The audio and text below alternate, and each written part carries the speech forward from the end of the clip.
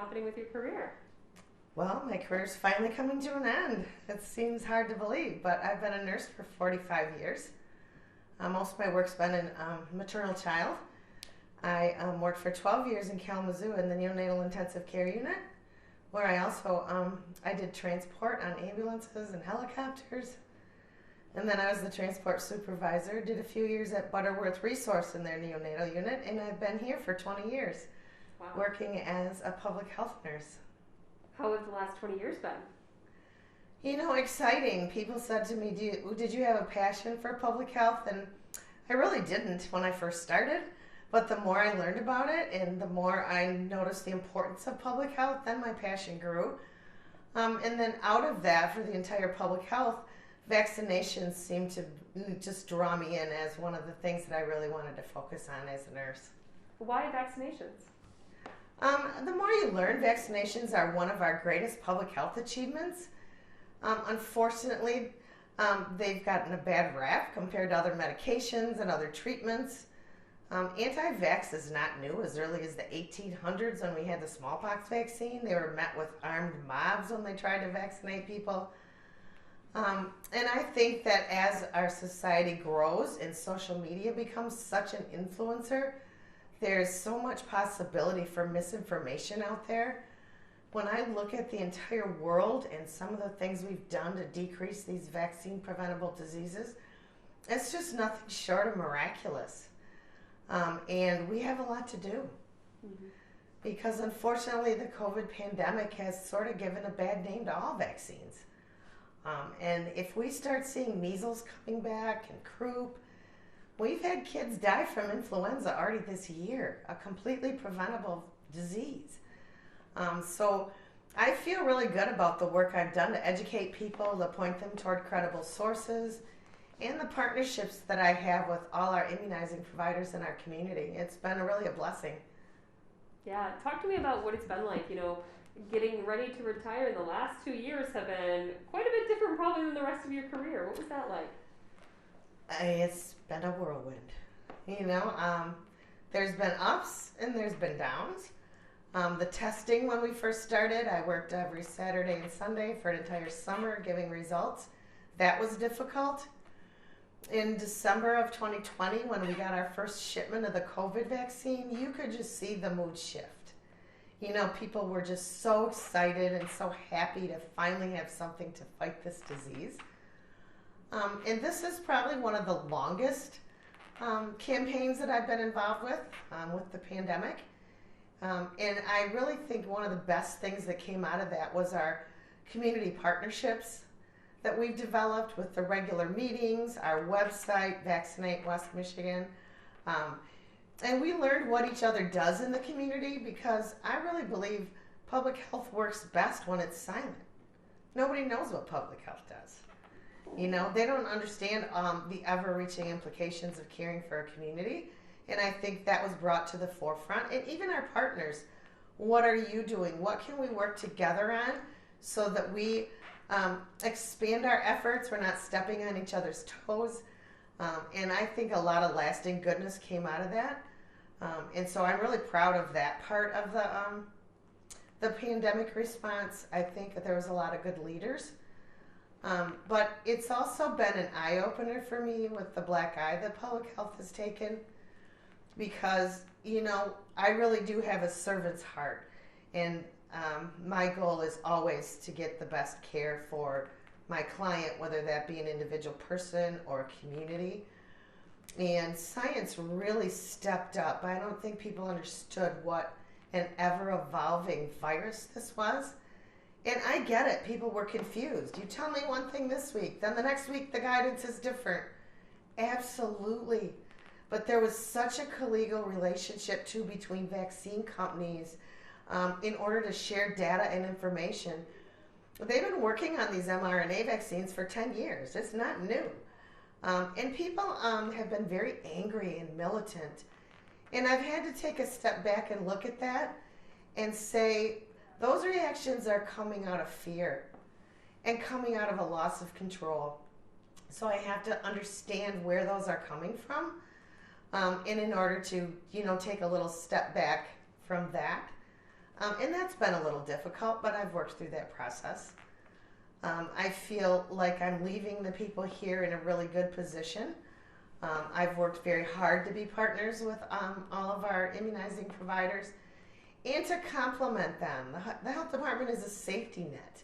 We're not here to be their competition and vaccinate their patients. We're here to work with those who don't have a doctor, who maybe can't get in or are behind. And I see the good that they've done because our rates in kids, even though very low, are one of the highest in the state, so I'm proud of that. I'm also proud of the fact that I know I leave a really well-informed and well-caring public health workforce here that will be committed to turning that around and getting some of the respect back for public health. Because unless we have the teeth in some of the laws to do some of the mandates, which I don't like telling people to wear a mask. I don't like telling people to stay home. But this next virus may be so lethal it can kill us in 24 hours. We have to look at what we did this time, see what we did right, see what we could tweak and make a little different in the future. And then we need to work together and put the people in charge who know what they're doing. You know, if you're in the ICU and your doctor's prescribing treatments, you're not going to say no. You know, you need to say yes now. And if you're unsure, then please look to your healthcare professionals to get the accurate information. Everyone surely does truly need to make their own decision.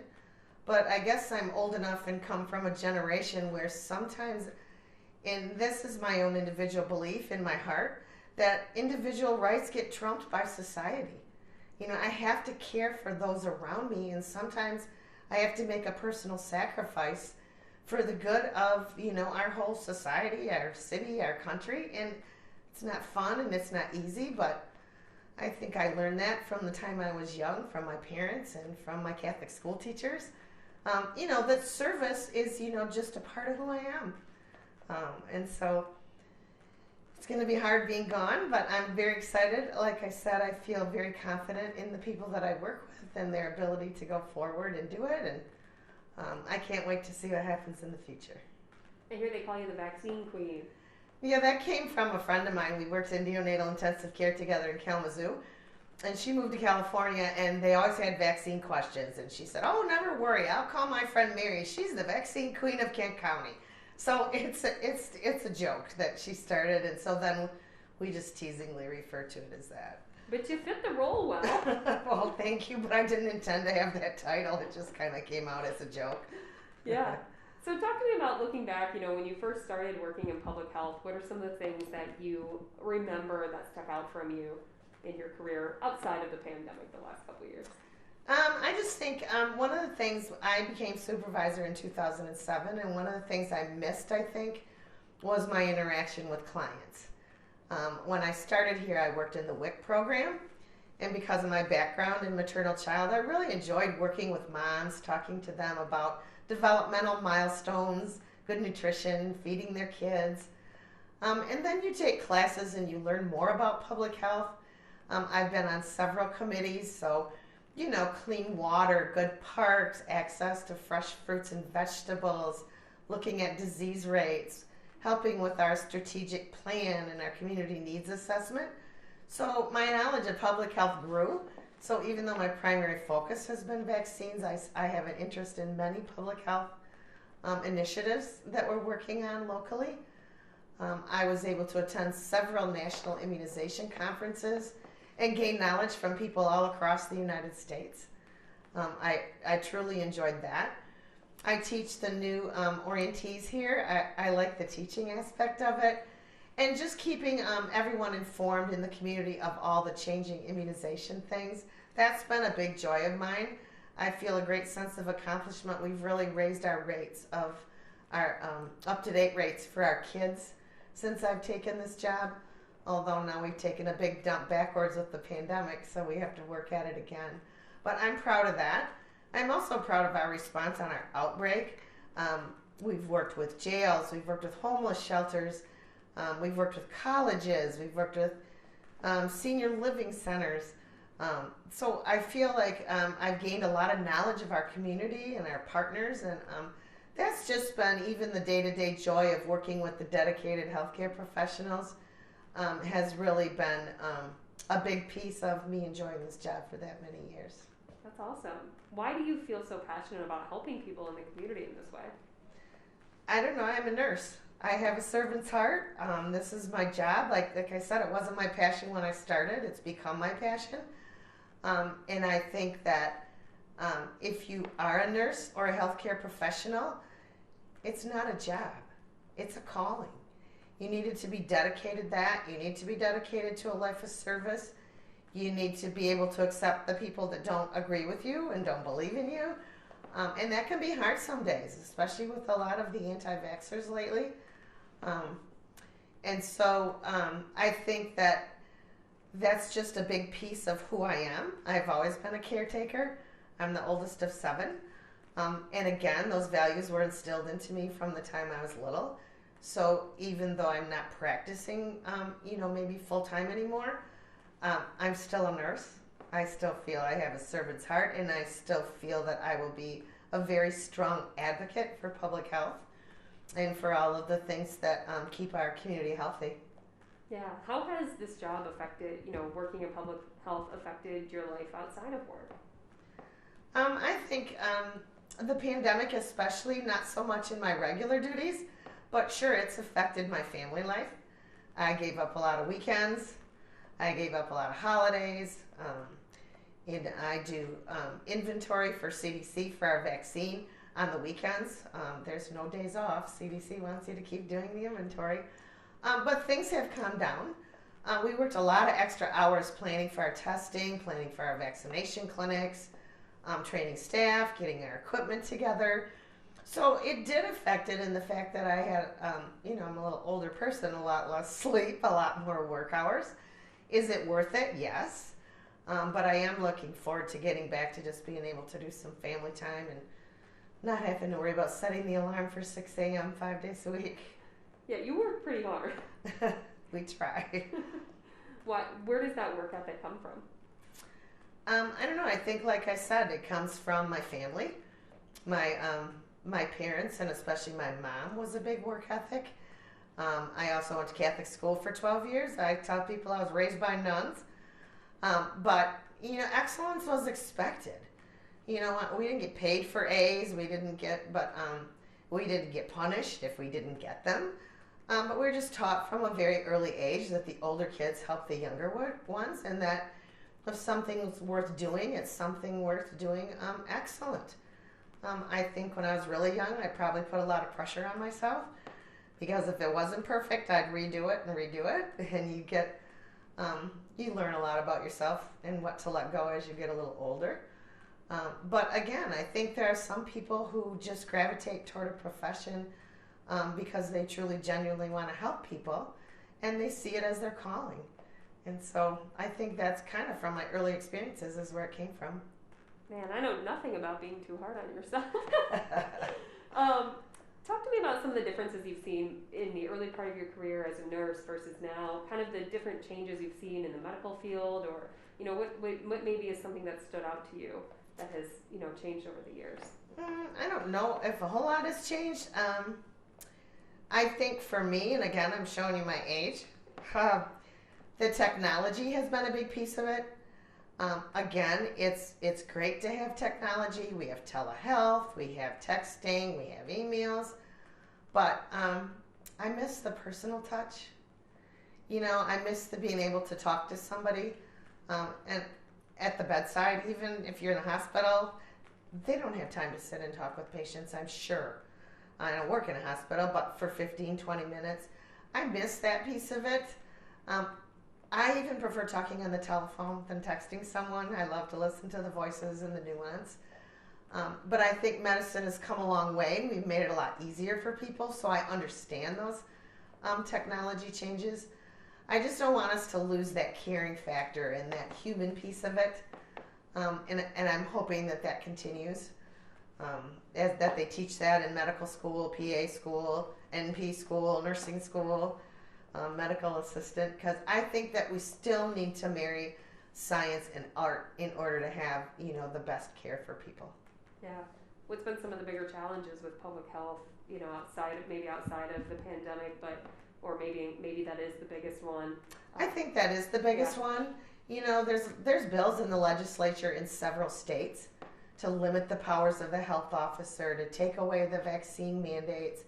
And I feel like we're going backwards. You know, we need to keep our kids and our whole community safe and healthy. Adults need vaccines too. And I'm old enough, I've watched kids die of vaccine preventable diseases. I've held dying babies in my arms. It is not okay. We now have those vaccines to prevent diseases. Look at polio. You know, back in the 50s, I'm old enough to get the sugar cubes. But people didn't balk. They just said, look, people are dying, let's go get them. And now people are choosing to say, well, you know, it's not real, maybe it's not me. And I do understand you have to make an individual decision, but overall we really need to have certain rates to protect our population, or I'm afraid we're going to go backwards. And I feel like the politics that came into this pandemic was really unfortunate. You know, everyone is good at their own jobs, but I think we need to maybe define some of those jobs and who is the best person to be in charge of different tasks going forward. I think that will be the challenge, because not only public health, but CDC, NIH, everybody's gotten a black eye, I think. And I think as we look back, sure, we could have done some things better. But I think with the ever-evolving data and the changing, characteristics of the virus, we had to quickly scramble to get new information. And studies and research take time. And I think what I'm most proud of is safety and efficacy was never compromised. We followed the same process that we do for all vaccines. And when there was an issue, it was immediately paused and studied, which is what we do all the time. Many of our drugs are not scrutinized as closely as vaccines, which should give people, some peace of mind that because they are so closely scrutinized, they're one of the safest things that we have to protect ourselves from vaccine preventable diseases. So what's next for you? Next is just taking a deep breath, not setting my alarm. I have 2 kids getting married, one this summer, one next summer. I have a week at the cottage in Grand Haven scheduled this year. And so I'm just going to take it one step at a time. I'm still going to keep up to date on things that are going on. And then maybe in the future, come back and work a few days as a retiree rehire if they need help with any special projects. They can't get rid of you, huh? Yeah, right. They'll be stuck with me. It sounds like you can't get rid of working for other people either, though. Right. What are you looking forward to most in your retirement? I think just being able to relax and maybe focus on myself a little more. Mm-hmm. To have time to take some walks with my husband, read books at the library, and then just kind of maybe clean out closets, some of the stuff you don't do all the time. And then plan for the weddings. That's going to be fun. Mm-hmm. How do you think the department's going to fare without you? I think I've prepared them to do just fine. I think they're gonna flourish, especially the staff that I work with. They're dedicated healthcare professionals. And I was laughing, and I can't remember the man's name, but we as a management team talk about our leadership philosophies and how we function. And I won't bore you with all my boring leadership philosophies, but the last statement this man made was that if I go into a coma for a year, you won't miss me, but you won't miss a beat either. And I firmly believe that. They're going to take the things that they've learned from me, make them better, and I know they're going to go on and continue to start what we've built on together, and even make it better. Awesome.